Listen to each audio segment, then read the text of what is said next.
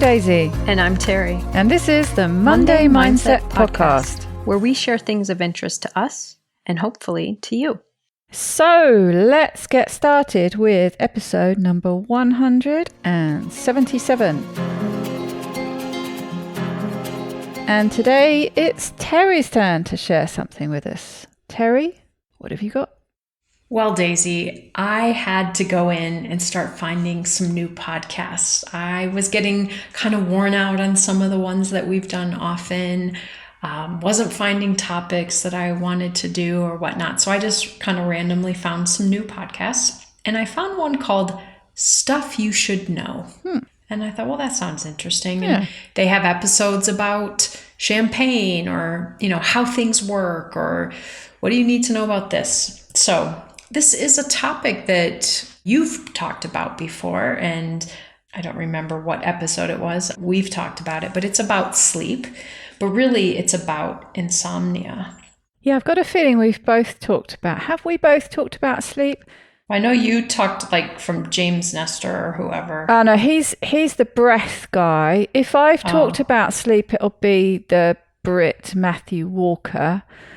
But I know you've shared, is it Bruce, Dr. Bruce? Oh, yeah. And I can't remember what he's got some moniker, hasn't he? The sleep something or other. And he has the different animals, doesn't he? He puts you in the different, you have the different animal categories about when you sleep. Kind of like the early bird and night owl, but there's bears and wolves and I can't remember what else. But yes, I can't remember whether I've shared a Matthew Walker. Quite possibly. Always interesting though, sleep stuff. So important, of course, which I should imagine is going to be the focus of what you're talking today, the frustration of people who can't get enough sleep.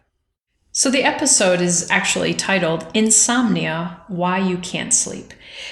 Now, what I understand so far from this podcast is that the two co-hosts research a topic and bring together any information that they have found and kind of, a little bit like what you and I do, but they share it with each other and they kind of ping pong off of each other of what they've come up with about this topic. Oh, I see. So they come up with a topic and then they both go off and do some research and then bring it together. Oh, that sounds good.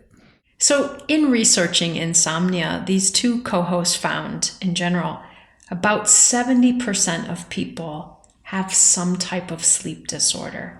And I thought that was really significant. That's a large number of us that are really struggling with sleep. It depends what you include in that, but I can imagine if it's a reasonably wide spectrum. So if you were to classify having some kind of sleep disorder about maybe, fairly regularly struggling to get to sleep or waking up too often in the night or things like that. I imagine if it's a fairly broad category, I can easily imagine 70% having sleep problems. They added to that statistic, 10% of people have trouble sleeping each night. So not just, occasionally or certain issues. And then they also shared that 2/3 of people will struggle with insomnia at some point. So most of us, or a high percentage of us. They talk about different types of insomnia. Idiopathic, really kind of don't know why it's happening. Psychophysiological, they refer to this as those of us who are worried about not getting to sleep, that worry actually keeps us awake. They talked about paradoxical sleeplessness, meaning people aren't sleeping, but they don't have any negative effects. Their energy levels are fine the next day. They're not, responding as if they didn't have sleep, but it's kind of confusing because they didn't get sleep and yet they're not showing that. Some people have secondary insomnia, which is the idea that something else is causing it. And once that issue is resolved, the insomnia stops as well. It's not a insomnia as the presenting concern. It's insomnia as a symptom of what else is going on. Something that they shared that I thought was pretty interesting is that as we age, we tend to lose amount of sleep. And the research that one of them shared was that by the time we reach age 50, we start to lose 27 minutes a night. Now, I don't mean 27 tonight and then 27 more, but 27 minutes per decade. So in my 50s, you lose 27 minutes. 60s, you lose 27 more. 70s, 27 more minutes. So you can see by the time we're in our 80s, we've lost a couple hours of sleep. And when you say lose sleep, what does that mean? That your body doesn't want to stay asleep for as long? Or what exactly does that mean? So, if you talk about, do you get 6 hours of sleep or 7 hours or 8 hours? As we age, our general capacity to stay in that sleep state gets shorter. Right. So if you were to do all the optimal things, like, go to bed when you feel tired and wake up without an alarm clock, if you were to do all those things and not manage your sleep in that way, you would just naturally lose basically half an hour a decade. That's a lot, isn't it? And there are ways that this actually does make sense to me from a lived experience. I used to be able to sleep in. I could go to bed and then sleep for 9 hours. Unless I'm not doing well, super exhausted from something or whatever, I'm not going to be able to sleep for 9 hours. I'm not going to be able to, probably not even going to be able to sleep 8. So I do feel that it's getting shorter. And, you hear people, oh, now that I'm at this age, I wake up at 5 a.m. So yeah, there's some research that shows we do lose the length of sleep as we age. Yeah, it's true, actually. And maybe one of the factors that comes in I'm just thinking of my own experience with anyone who's listened to us for a while and know it's something that's come up from time to time over the years, is my problems with getting up early in the morning. It was something I remember, when we first started recording this, it was a big thing for me, wasn't it? I would love to be an early morning person. And I had that real big shift, didn't I, where I suddenly became quite an early morning person. But as the years have gone on, it has become easier to wake up earlier. And yes, I wonder if that aging factor is just has something to do with it. Well, when we're 80, we'll check back in on this, Stacey, and see if you're getting up at 4:30 in the morning. We'll know they were right. Again, this may not be surprising to people who have struggled with depression, but the research shows that as high as 85% of people with depression also struggle with insomnia. Now, this, in their discussion, they did not talk about what causes, is the insomnia exacerbating the depression, or is the depression causing the insomnia or whatnot, but that there's a pretty high correlation there of the amount of disruption in sleep that also goes along with depression. They also talked about some research that shows some other, probably not surprising to people, but other things that contribute to difficulties with sleep and insomnia. So for example, see a higher occurrence in people who are struggling with low income because of the stressors involved and the worries involved. Sleep is affected. People who are dealing with chronic pain, insomnia is more likely to occur.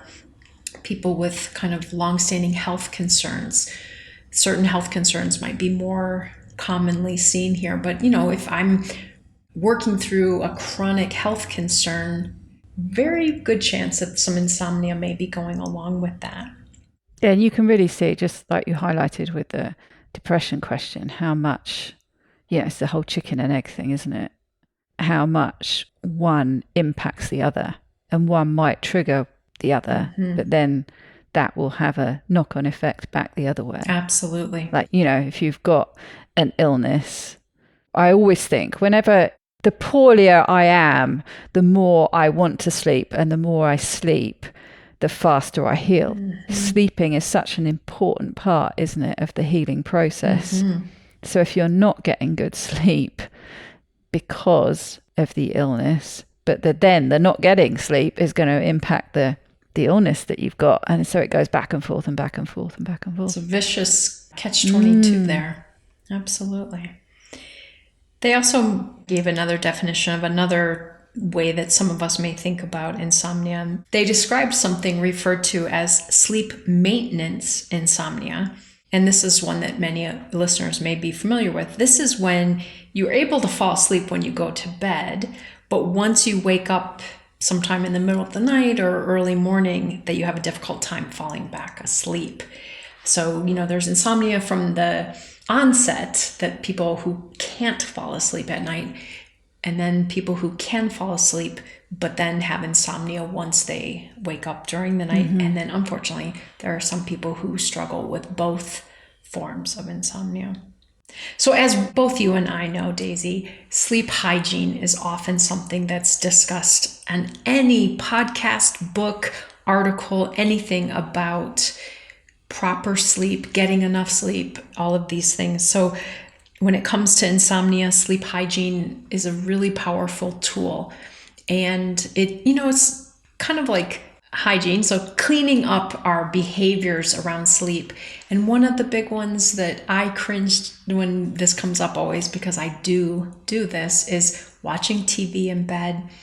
Really not a good sleep hygiene practice. So they even talk about the fact that if you're going to watch TV into the evening, that's fine. Maybe you do that out in the living room, you turn off the TV, and then you go to bed. And I'm the opposite. I don't even have a TV out in the living room anymore. I only have a TV in the bedroom. And that's how... Wow, that is bad. That is bad, bad, Terri. Fortunately, I don't have sleep difficulties. So I'm not going to change it right now. But if I started having insomnia or other sleep difficulties, that would be one of the sleep hygiene tools that I would change. Other things like, not hanging out in your bed throughout the day, really kind of reserving. Your bed is for sleep. They talk about even when you get up in the morning, might be one of those reasons why someone taught us to make our bed, because then you're not likely to get back in until it's time to go to bed. So saving that space is another type of sleep hygiene. Not doing other things that activate you right before going to bed.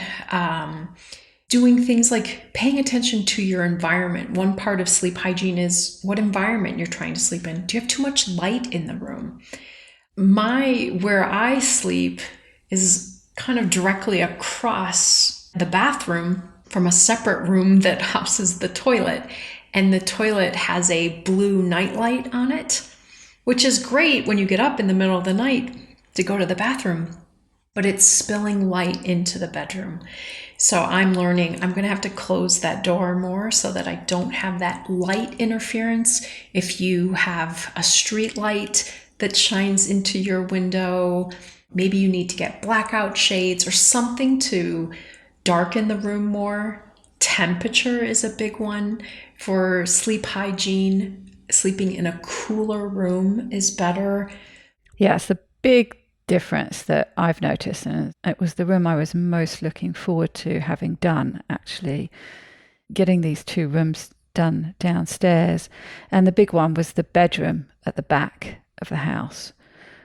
Where I am, that was the problem with my sleeping setup. I'm not one of these people actually that's overly impacted by light, but I did notice it. And there is a street light fairly close to my place. And so the room I slept in, and I do just have fairly, they're, Venetian blinds, but they do let light through. So that room was never properly dark. Never. But the room I'm in now, at the back of the house, it does get completely dark. And I like it. I don't have curtains or blinds up, actually, unless it's from a privacy point of view, especially now it's at the back, because I like that morning light to flood in to wake me up. That's something that I need. But that is the big thing that I've noticed. It's quieter and it's darker, and it definitely makes a big difference as a bedroom. It's a much nicer room to sleep in. Great. So that environmental sleep hygiene factors are really important. And also just having a room that is just a bedroom. As you know, the room I was in was my living room, my study, and my bedroom. And so, yeah, I do think when you can, it is important to have, your bedroom is where you sleep. So I think it's Matthew Walker who talks about when you were saying, not to overuse the bed. The bed is where you sleep and where you have sex, but that's it. You don't do anything else in your bed. You don't eat in your bed. You don't watch TV in your bed. That's right. So I'm going to have to stop. A bit of reading, maybe. You're allowed to read, but that's it. I'm going to have to stop doing my jigsaw puzzles online in bed now. Great. All these things I'm going to have to change after this episode. Also, I'm sure we've all heard this one before, but keeping your sleep patterns regular and consistent. You go to bed at 10:30, you get up at 6:30. Keeping that consistent on the weekends, holidays, vacations, because changing it a few hours, a couple days a week, really messes with our body's natural rhythm. So keeping your sleep schedule regular and consistent, really important. And I know you and I have talked about this. I don't remember the guy's name, Dr. Bruce, I think you mentioned. Yeah. In that, some of us just stay up later and that's when we do better and things. But so much research shows there are certain hours based on the circadian rhythm that are significant. And obviously people who do shift work, people who, don't get home until midnight from work, and then they need to unwind. And, these things obviously really affect our quality of sleep and make us more at risk for insomnia. And that's why, unfortunately, shift workers are way more susceptible to various illnesses, aren't they? That's right. It shows how much impact sleep has. Absolutely. Gosh, I remember I worked in a factory, thankfully only for 2.5 weeks. I was saving up money to go interrailing. So a long, long time ago. And they were on a rolling shift pattern, and I don't know how they did it. There were 3 shifts in a day. So the factory was always open. It was on an 8-hour shift pattern. And I can't remember what, I think it was like 8 till 4, 4 till 12, 12 till 8. I think those were the 3 shift patterns. But they were on a rolling pattern that changed every single week. So you can imagine they must have really only probably got maybe 1 or 2 decent nights sleep, because you have to spend the first couple of days a week adjusting to the new shift pattern. I mean, I dread to think what the health statistics were for those people who had to live like that. When I was a therapist, I had several clients that were, physicians or surgeons or, different healthcare providers. So there are going to be evening shifts and they're going to be overnights and things. And it was amazing how much that can really disrupt so many things, even though they were really working hard to make sure that they got enough sleep. The other thing, so we talked about kind of environmental things for hygiene, but also transition, creating good sleep transitions. Like I said, you're watching TV out in the living room, half hour, you turn it off, half hour later, you go to bed, that you give yourself some transition time into the sleep mode. And sometimes I watch people who, they exercise 10 o'clock at night, they're at the gym, and then they go home. Well, your body's revved up. You and I have talked about that at another time, that the best time to actually do that type of exercise is in the morning if possible. But, based on schedules and things, people try to squeeze it in before bed. Complicated because, you're activating your mind and your body. So doing things that bring about relaxation. And they started talking kind of, what are some ways to help resolve insomnia and treat insomnia? So one would be low-level relaxation type things, like doing some meditation before bed.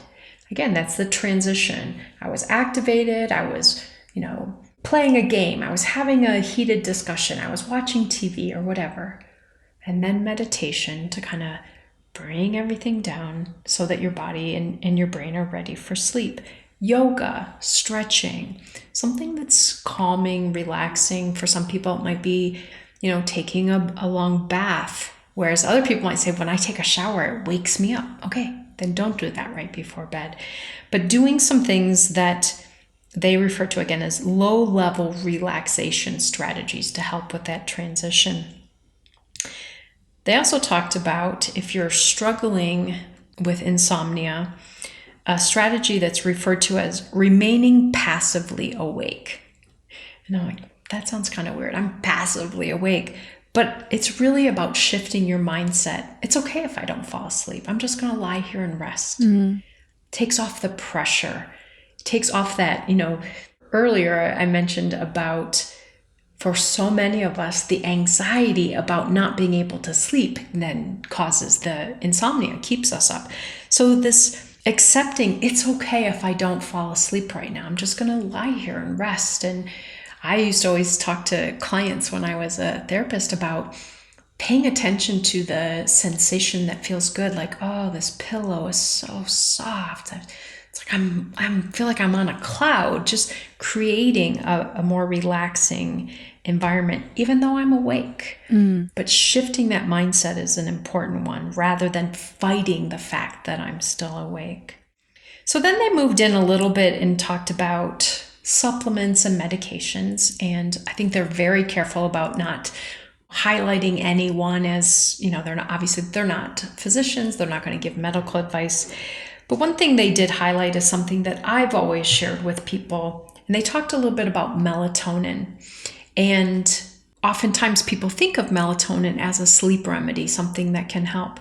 And it really is a great remedy for a couple of nights.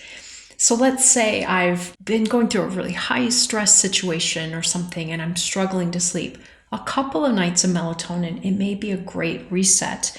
But melatonin also affects other things like our heart rate variability, our body temperature, our blood glucose. It affects other things.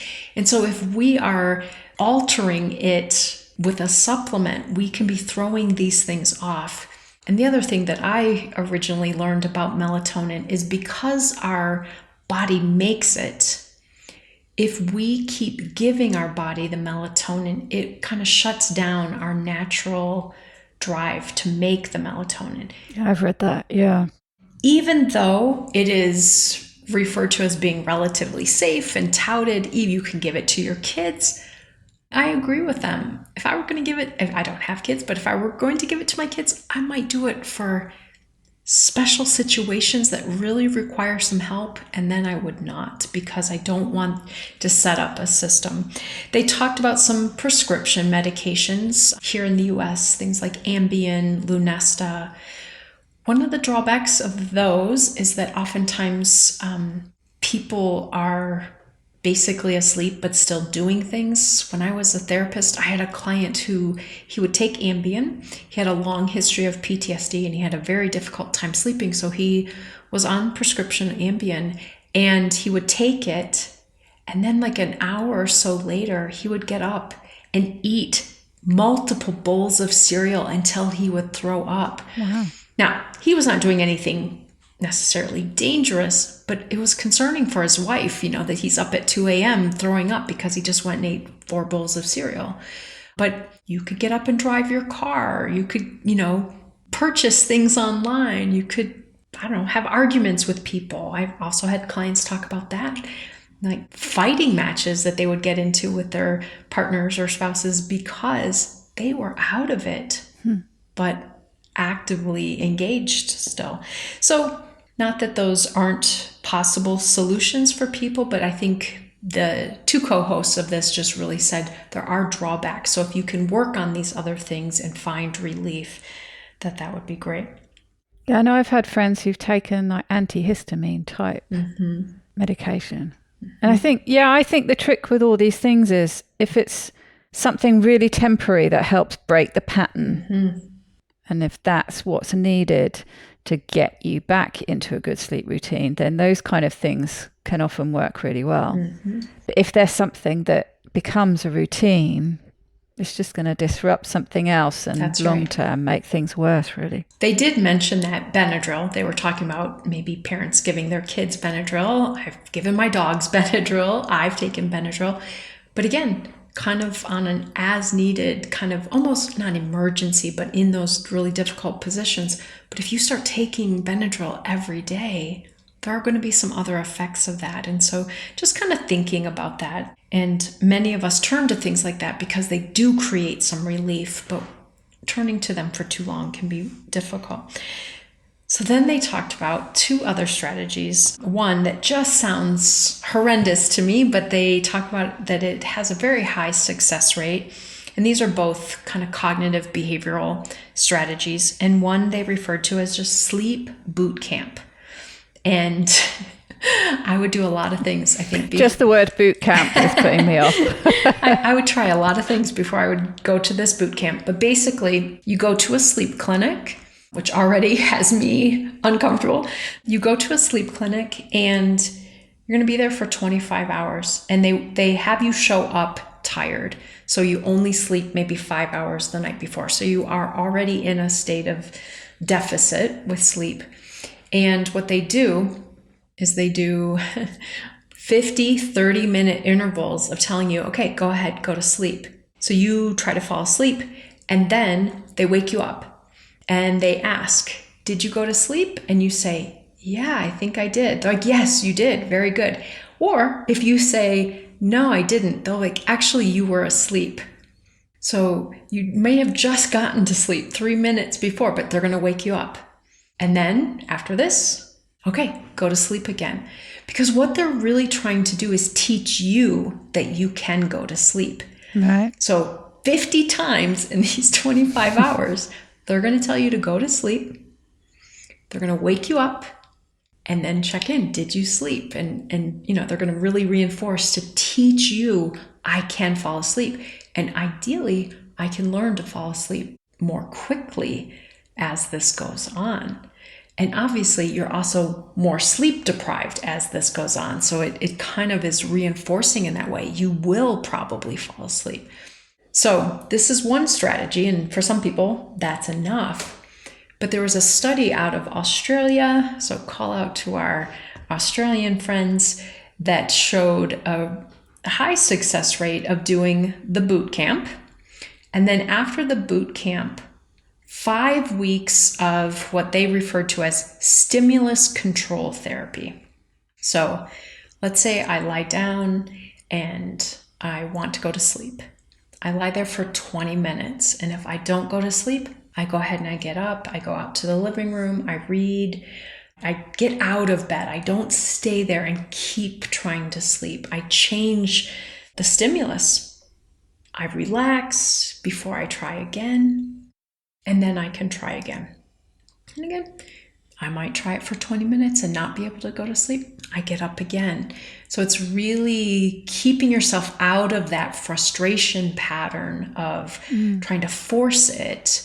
And again, that anxiety of, oh no, I can't sleep. That's okay. I'm going to relax. I'm going to go do something else.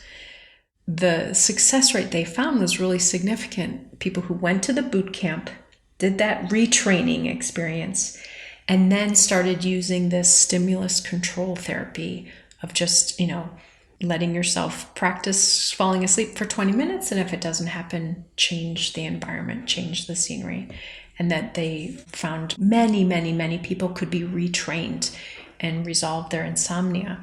Something else that they said about this, though, that is maybe a little alarming is that 80% of people who report having insomnia never seek help for it. Wow, that's a lot. Yeah. And I tend to think, and I don't know that they said much more about that, but I tend to think it's like a lot of things. We start to think, this is just normal. This is just how I am. And the reality is that there are things that can help us with these things. And so I really just want to encourage, not on just the grand sleep topic, but on the insomnia topic. If you are struggling, if you're listening to this and you are someone who struggles with insomnia, to dig in and try some of these things, seek some support. Nowadays there are specialists who work on every issue just about with our lifestyle and our health. So please don't just take this as, well, this is just where I am in life, but get some support and see if there are some strategies that can help you. Yes, I suppose it depends a little bit on the definition of seeking support. I can imagine if the definition of that means that you bring it up with your doctor, or you seek support with somebody or with an organization or something like that. It quite possibly doesn't include trying to fix it yourself.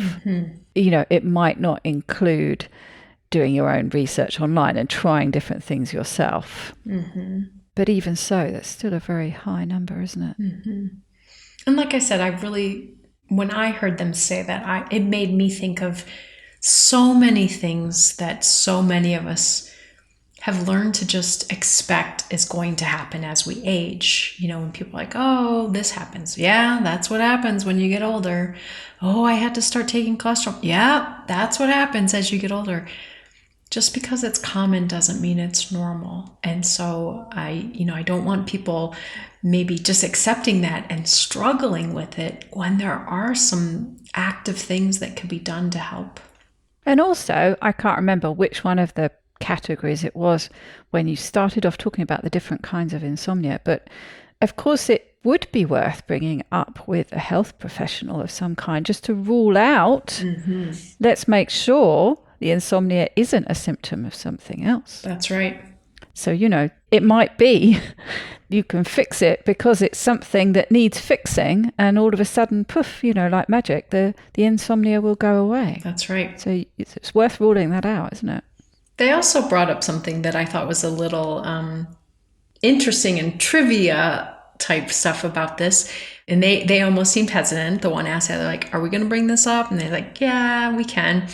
And they started talking about Guinness World Book of Records and competitions to see who could stay awake the longest, who could go the longest without sleep. Dangerous. Yeah. And it was a competition. People were breaking the record. I don't even remember one person. The record that I think still stands was 453 hours. So that's like 18 and a half days or 17 and a half days. And they said that the Guinness World Book of Records in 1997 stopped reporting that finding, so that they weren't trying to encourage people to keep trying to break that record because of the negative consequences for health and well-being.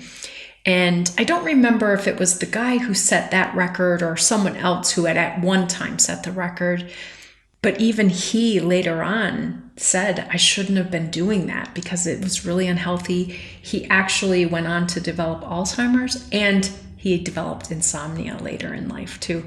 So now I'm not saying that having done that, however long he did, is what caused that. But he reported that he recognized it had negative effects for him longer term, not just during the experiment. So I just thought that was kind of interesting that as we are learning more and more about sleep, places like Guinness World Book Record, like, we are not encouraging you to try to break this record. It's not safe. And, you and I have talked about this. Lots of people talk about, like, even when the time change happens, that 1 hour of less sleep can have significant effects on people's health. Rates of automobile accidents or rates of heart attacks, things like that. Yeah, heart attacks go up. Yeah. They definitely do. There's a definite correlation there, I think. So I just encourage people, use some of this information if it can be supportive of you. Seek, the help of a sleep specialist if you're struggling with this, but to really value your well-being and not take it on as a, badge of courage that you've stayed up for 3 days now. That's not where I want to encourage people to achieve more. Yes, I think that's something I've seen coming across more, trickling across social media and things, that it has become a lot cooler to prioritize sleep. You go back a few decades and it was the opposite. It was all about, work all the time. And I'm so cool because I can survive on 3 hours of sleep and I can get so much done. I can do all this. Whereas now it's becoming much more, actually, if you're smart and you're cool, you really prioritize sleep as much as you possibly can. Obviously, it's, depending on the factors that are involved, it can be really difficult. but it really should be a priority. But it's, it's being made cool by famous people to start putting it first, which I think, like all these things, will have a good ripple effect. Absolutely. So I may find some other episodes of this particular podcast to bring and share in the future, just learning about how stuff works. Sounds like a good one. I'll give it a go. In the meantime, I hope you have a very wonderful and restful, lots of sleep-filled week. Take good care, everybody.